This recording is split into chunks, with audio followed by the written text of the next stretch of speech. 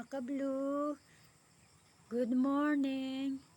I'm making a video this morning because I want to share my own experience for this flower. Look, guess what? Kung ano laman ng aking mugs. Yan.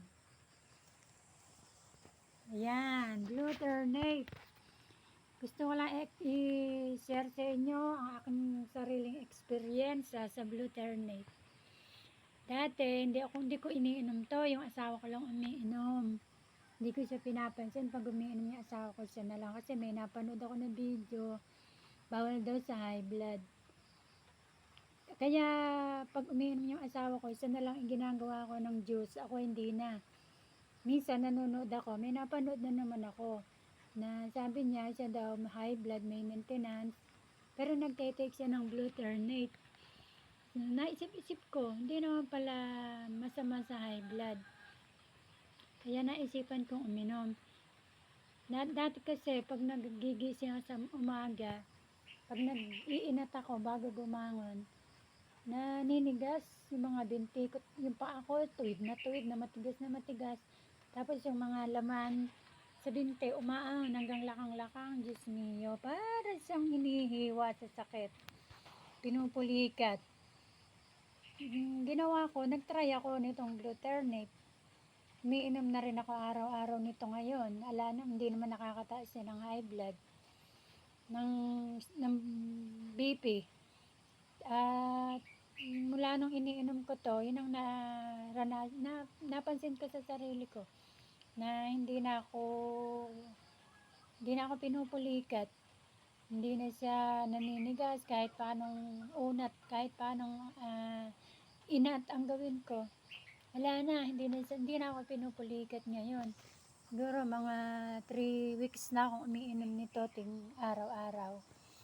Ayun, pag gumagawa na ako ng juice, dalawa na kaming ng asawa ko na ginagawa ko.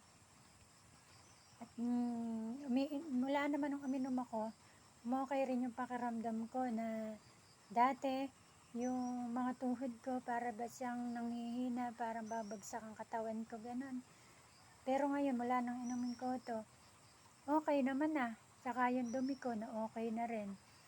Ayun, kaya gusto ko lang i-share sa mga aking minamahal na ka-blue. Kung gusto nyong mag-take nito, okay naman. Base lang sa aking karanasan, sarili kong karanasan. Bahala na rin kayo kung anong oras nyo inumin. Ako, ang ginagawa ko, bago ko kumain sa tanghali, pero hindi ko siya iniinom very empty ang stomach ko. Kahit paano, kahit isang kagat na tinapay o ano pa man, maglalagay muna ako sa bituka, kakain, tapos siya yung gagawin kong juice. Tapos, after 30 minutes, kakain na kami. Yun, ganun ako siyang tinitake. Ngayon, nasa sa inyo na ako anong oras niyo siya gustong i-take. Kasi alangan naman pati yun, problemahin ko pa, no? Joke lang. Ngayon, yung bahala na kayo kung anong oras niyo gustong i-take. Kung gusto niyo i-take ito, bahala kayo kung anong oras niyo gusto siyang inumin. Basta yung aking experience, ganun ang ginagawa ko. Yun, gusto ko lang ma-share sa inyong lahat, mga ka-blue, sa aking mga minamahal na ka-blue. Ayan. Okay. So, hanggang doon lang muna tayo. Na-share ko na ito sa inyo. Maraming salamat and good morning.